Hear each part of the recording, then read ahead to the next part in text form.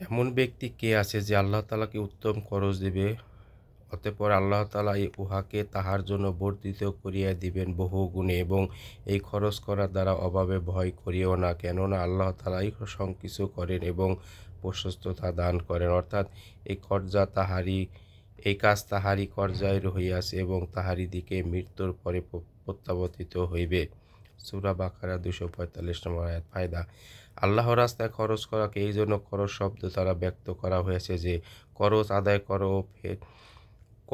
আদায় করা ও ফেতর দেওয়া যেমন জরুরি, তেমনি আল্লাহর রাস্তায় খরচের সওয়াব ও বিনিময় অবশ্যই লাভ হয়।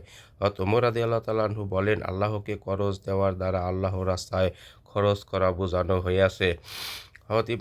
হযরত ইবনে মাসউদ রাদিয়াল্লাহু তাআলা আনহু বলেন, যখন এই আয়াত নাজিল হলো তখন হযরত আবু দারদা আনসারী রাদিয়াল্লাহু তাআলা আনহু রাসূলুল্লাহ সাল্লাল্লাহু আলাইহি ওয়াসাল্লামের খেদমতে হাজির হইলেন এবং আরজ করিলেন, ইয়া রাসূলুল্লাহ সাল্লাল্লাহু আলাইহি ওয়াসাল্লাম, আল্লাহ তাআলা আমাদের নিকট খরচ চাহিতেছেন।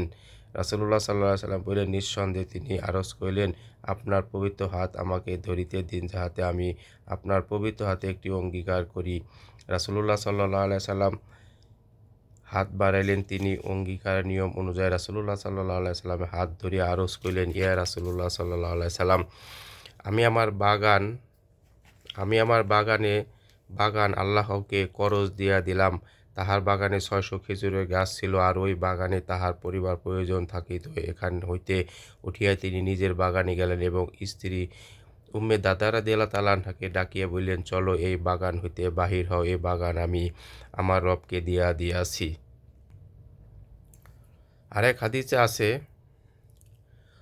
আরেক হাদিসে রাসূল আরেক হাদিসে হযরত আবু হুরায়রা রাদিয়াল্লাহু তাআলা আনহু বলেন, রাসূলুল্লাহ সাল্লাল্লাহু আলাইহি সাল্লাম এই বাগানটি কয়েকজন এতিমের মধ্যে বন্টন করিয়া দিলেন।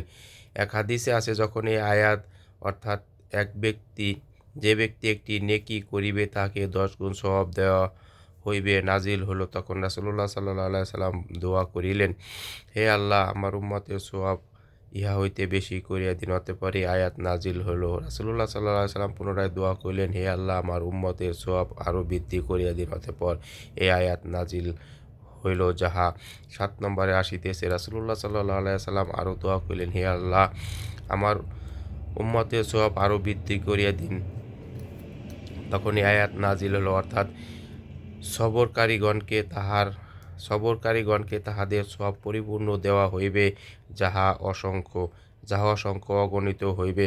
এক হাদিস আছে, একজন ফেরেশতা আহ্বান করিয়া বলে, কে আছে যে আজ খরচ দিবে এবং আগামী কাল পরিপূর্ণ বিনিময় গ্রহণ করিয়া লইবে। আরেক হাদিসে আছে, আল্লাহ তাআলা বলেন, হে মানুষ, তোমার সম্পদ আমার নিকট আমানত রাখিয়া দাও, উহাতে না আগুন লাগিবার আশঙ্কা থাকিবে, না উহা ডুবিয়া যাওয়ার আশঙ্কা থাকিবে, না চুরি হওয়ার আশঙ্কা থাকিবে। আমি এমন সময় উহা তোমাকে পরিপূর্ণভাবে ফেরত দিব, যখন তোমার চরম প্রয়োজন দেখা দিবে।